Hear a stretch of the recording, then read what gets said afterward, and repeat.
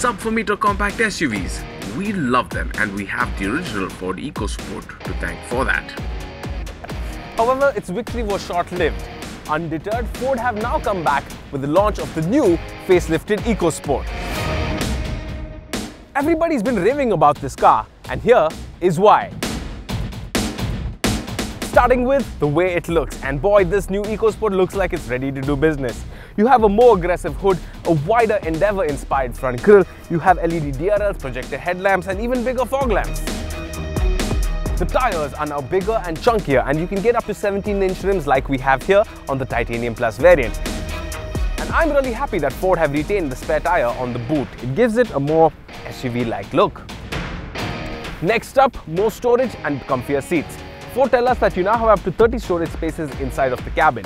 The boot is the same as before, 352 litres with the seats up, 1178 litres with the seats down. However, you now get a 3-way adjustable false flat floor that gives you an additional 52 litres of space underneath. Then there are the seats. They're wider, they're bigger, and they've been reupholstered, so they're a lot more comfortable. And they've also been angled so that you sit a lot more higher up than before. Next up, the infotainment system. You now get an 8-inch floating touchscreen, which is the window to Ford's Sync 3 system. It is also the largest touchscreen in this segment. It is really great to use, it's nice and fluid, the display is nice and crisp, and it offers a whole bunch of interesting features. You even get a valet mode. Essentially, you can lock the system with a predefined pin, and that ensures that the valet is not going to be blasting cheesy music when you hand him over the keys. Speaking of which, another reason why people have been raving about this car are the features and the safety. When it comes to features, this car is fully loaded. You get cruise control, you get automatic headlamps, automatic wipers. The MID display is pretty comprehensive. It displays things like a speedometer and even a tire pressure monitoring system. When it comes to safety features, the EcoSport comes with dual airbags, ABS and EBD with ISOFIX mount standard across the range. But depending on the variant you choose, you can get up to 6 airbags. It even comes with hill start assist and even switchable traction control. And this brings us to our next point, the new engine and the gearbox. The engine, this is a new 1.5 litre 3-cylinder naturally aspirated petrol, and this is the automatic variant that we're driving, so we have a torque converter unit. Now the engine produces 122 bhp and 155 Newton meters of torque, and for a 3-cylinder motor it is possibly as refined as 3 cylinders can get. There is a little bit of that clatter when you start up the engine, but even at idle I have to say there is no vibration through the cabin at all. The gearbox, well, they've got rid of the DCT because, well, the torque converter unit is a lot more economical and is now available in 2 trim levels, not just one as before. The torque converter unit, well, I have to say I'm pretty impressed with it, honestly. In D mode, it is nice and compliant. When you chuck it into S mode, it is eager to get off the line. It swaps cogs a little bit faster, it holds on to gears longer. The EcoSport gets off the line pretty quickly. There is a good amount of low and mid-range punch. However, post 4000 RPM, the engine flatlines. This is noticeable when you want to do quick overtaking maneuvers on the highways, and this is down to the lack of torque. This really shows its weakness if you're doing a lot of highway driving, and if you're looking to do quick overtaking maneuvers, especially in D mode, you have to be, well, patient with it. And this, keep in mind, is the replacement for the EcoBoost engine, and the EcoBoost engine was a 1-litre engine, produced the same amount of horsepower, 122 horsepower, but that engine produced 170 Newton meters of torque. So the lack of torque is very apparent in this engine, and that does take away a little bit from the driving experience for me. But that being said, I'm still having fun.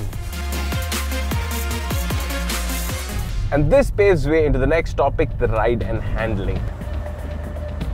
So the ride quality is a lot more plush, coupled with the fact that you now have more supportive and spongier seats. It makes for, well, a very comfortable ride. It isn't as stiff as it was before. But this has not come at an expense of handling. The steering wheel itself is lifted from the Ford Focus and feels really good to hold.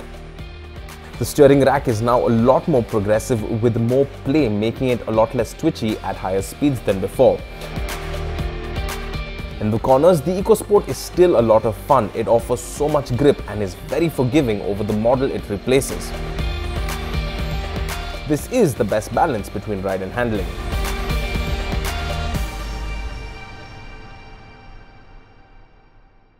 So the EcoSport does a lot of things right, but here are a couple of things that could have been better. Ford say that 1600 out of the 2000 parts are new, but it's kind of tough to see where. The EcoSport is narrow, therefore fitting 3 people in the back is a bit of a squeeze, and it does not offer as much rear legroom as its competition. The climate control knobs are unusually low and not very ergonomic, and there is no rear AC vent as well. On the interiors, yes, the quality has gone up, but it also looks very plain. It's all just a shade of black, and the only word I can think of to describe the instrument cluster is, well, modest. But to be honest, I'm just nitpicking a bit here because the EcoSport has another problem, and it's a big one. The Vitara Brezza, love it or hate it, is the de facto leader in this segment. With SUV-inspired looks, good driving dynamics, lots of features and competitive pricing, the Brezza has left its competition in the dust. With the new EcoSport, will that change?